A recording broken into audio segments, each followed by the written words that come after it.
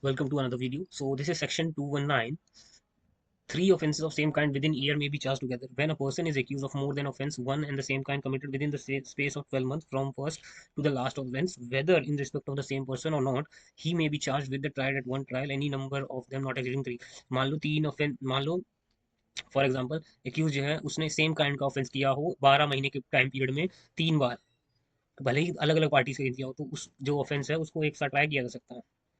Offense are the same kind when they are punishable with the same amount of punishment under the same section of IPC 45 to 86 1860 or any special or local law. Provision they require that purpose for this section, an offense punishable under section 379 of IPC shall be deemed to be an offense of the same kind as an offense punishable under section 380 of said code, and that a punishable offense under any section of the code or of any special or local law shall be deemed to be an offense of the same kind as an attempt to commit such offense when such attempt is an offense.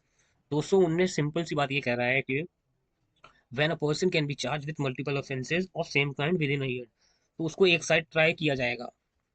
For example 219 ने ये explain कर रखा है कि मान लो 12 महीने के अंदर अगर सिमिलर ऑफेंस सेम काइंड के लिए हो, उस पर्सन को 3 सिमिलर ऑफेंस के लिए एक ही ट्रायल में ट्राई किया जाएगा.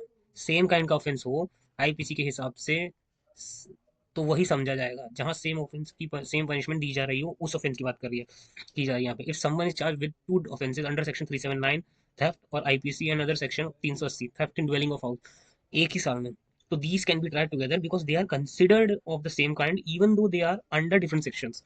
So ये एक तरीका है. This is because the punishment for both section is similar, same nature, similar offense, closely related. तो ये है 219.